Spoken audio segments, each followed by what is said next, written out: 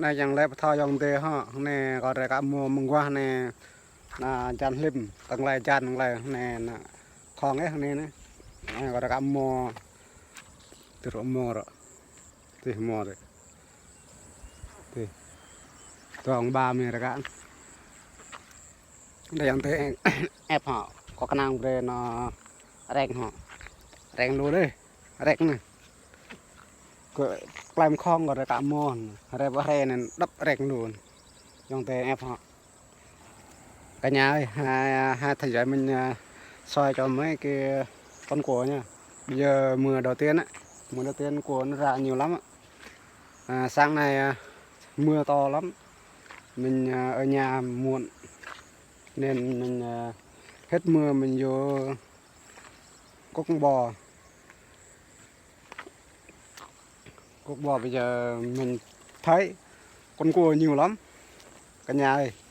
Cả nhà xem nha, mình xoay cho nha. Cua rất là nhiều luôn, cua đông á, cua nhiều lắm. Hồi trước thì mình bắt mình bán, bây giờ thì mình không bắt, là chuyên về người khác rồi. Bây giờ con người sung bắt đây, mình vừa nói con người sung bắt đây này, đấy thấy chưa? Nghe, xem mình quay cho nó, đây này. Đấy, cua đang xuống ấy.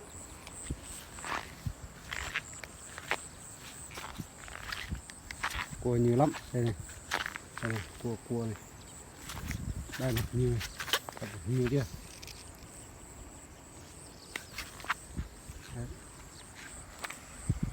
Má đen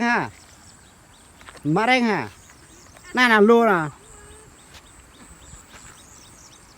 Là dần.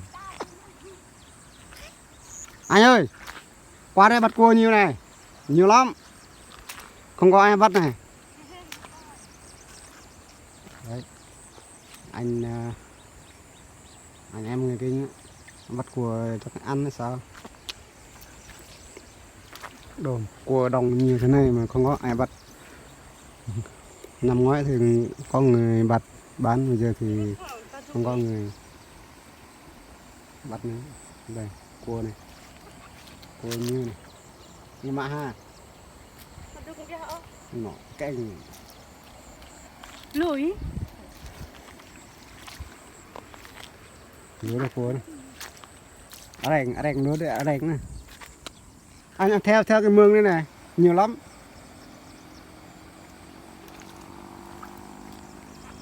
Mà mạ lên mạng với dân mạng rồi.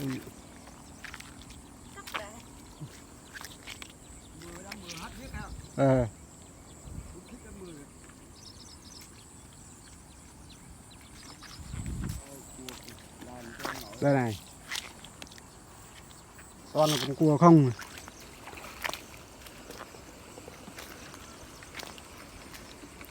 Nhanh qua bên đây này, cho nó xuống á, xuống hết đấy, nhiều lắm.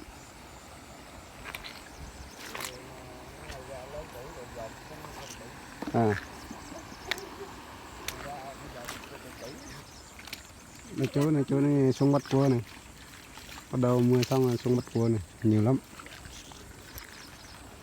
Cái điện thoại nó phá màn hình rồi, bị đứa cháu đó. Sao? Đứa cháu nó chơi game rồi nó phá màn hình rồi Cua nhiều lắm này. Rồi mình làm sao cho nó hết đó ta? Đây là quảng cáo nhiêu đúng không?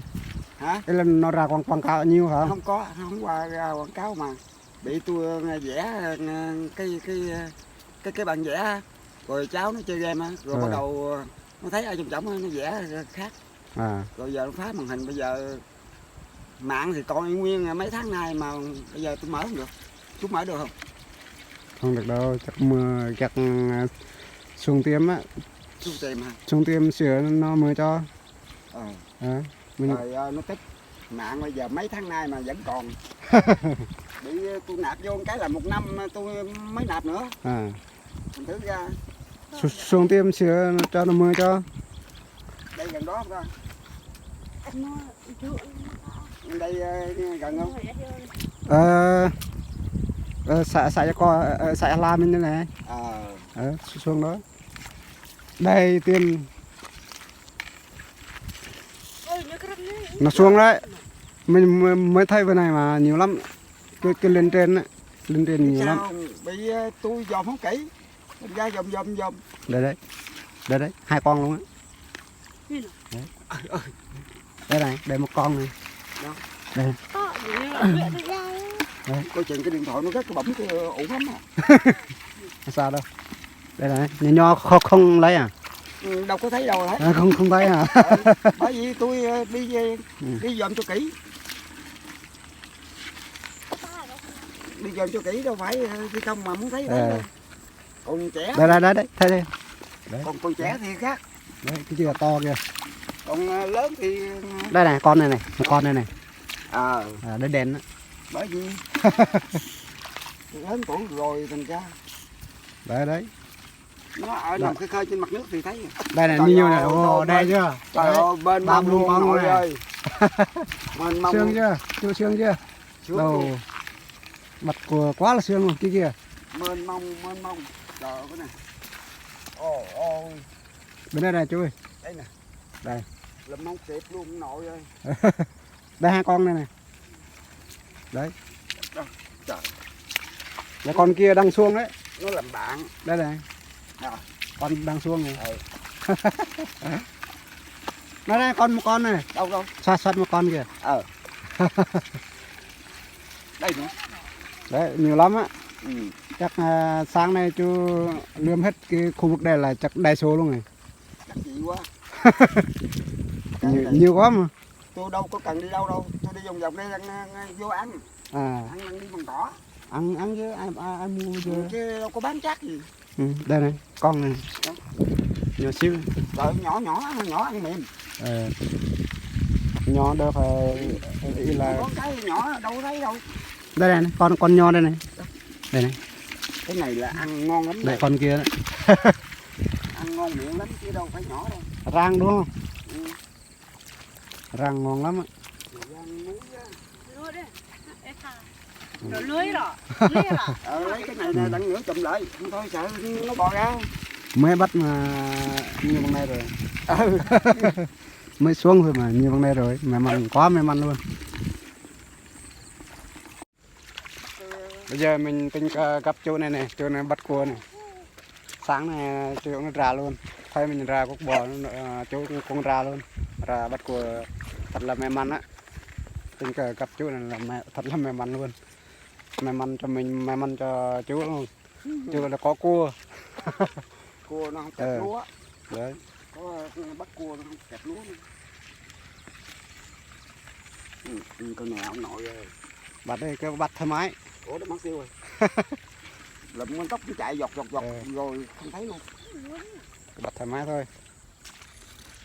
đấy hết khu vực đây là chắc sổ đầy hết ủa đất này đất chú hả không phải mình vừa có cua cóc bò thôi không phải đất của cháu mình chỉ dùng cỏ thôi dùng cỏ cho bò đây này, con này. Đây con này, nội rồi nó ham quá nè bự không nội bự chưa đấy bự chưa đồ cái nằm một chỗ đây này một con này đâu nữa đây một con hai con đấy đâu mà lên chứ nó ấy này nó xuống đấy nằm ở dưới nước sâu quá mình nhìn không nó rõ thấy tiếng động á nó trốn cái này bò con bên kia không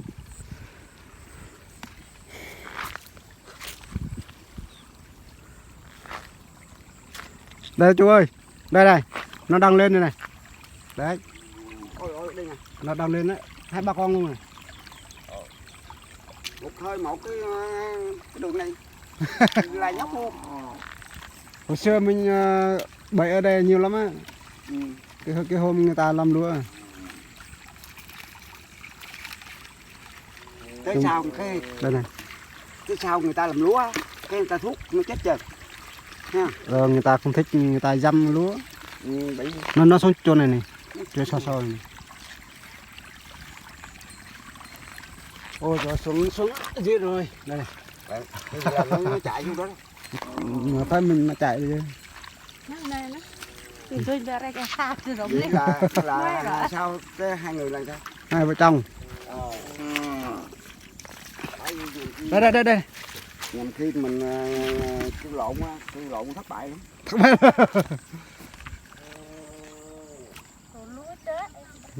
mình thích bắt cua này Ra mạ rèn cái chuyện pha ra. vậy Con nó cạch. Lúa chạy cho gần lúa. thôi chú bắt mình nhà mình về nha. Anh Mẫn ơn nha chú Thím ơi. Cảm ơn. Không biết là tôi kêu bằng chú Thím mà là bị người đồng bào thành ra tôi không có gành tôi nói chuyện á. Kêu đó cũng được, kêu như thế cũng được mà. Như vậy hả? Cua ô đầy kìa Trời ơi đầy luôn con nội ơi. Ô cái nè 2, 3, 4 con luôn. cái thôi mày bắt đi cái thôi mày bắt đi. Trời ơi con đen hiểu chứ ông nội ơi. Sang hôm nay thật là may mắn luôn á. Thiệt. Trời ơi. Đấy không muốn về nữa chứ bắt cua sướng quá không muốn về luôn. Lúa lá. Trời ơi cái này. Đừng chì chứ Dạ nó nó sướng quá cua ra nhiều sướng quá. Đây này ở trên như này Tôi dòm lẹo quá tôi không thấy. Bởi vì mình lớn tuổi á. cái từ từ chứ đây là to này. Đấy to Chứ để vài bữa cái nó làm hang á. Mình lại gần thấy chung.